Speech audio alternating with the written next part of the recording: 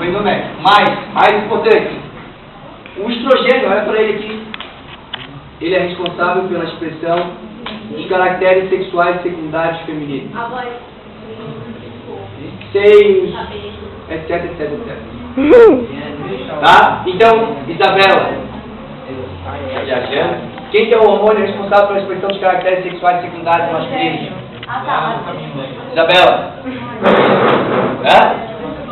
Estrogênio no homem? Ah, viu?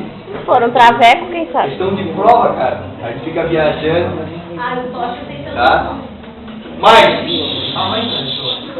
hipófise agora libera o LH. Olha o que o LH faz, Caio.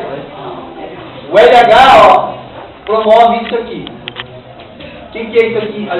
A liberação do ovócito secundário, ó. Como é que eu chamo comumente a liberação do ovócito secundário? Olha lá no quadro. Ovulação. Então eu vou perguntar na prova assim, ó, qual é o hormônio da ovulação? Qual que é o hormônio que faz com que ocorra a liberação do ovócito? Qual que é o hormônio da ovulação? Tá? Aí olha só, liberei o ovócito secundário, aí o ovário produz progesterona, e a progesterona, ela faz o quê? Olha aqui o que a progesterona faz.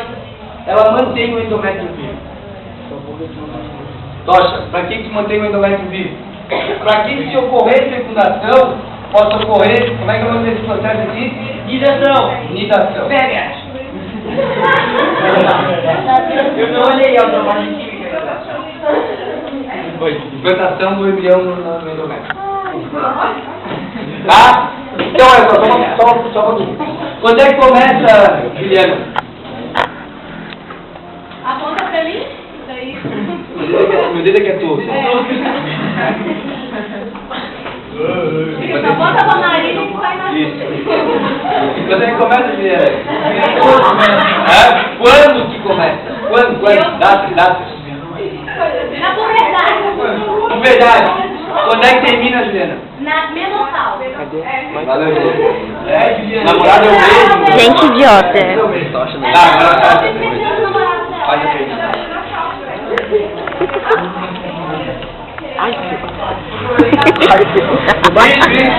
Começou. Boa pergunta. Olha, boa pergunta. Quando acaba o ciclo e não houve fecundação, o endométrio se desprende. Como é que eu chamo o desprendimento do endométrio? Menstruação. Lavação de sangue. Aí forma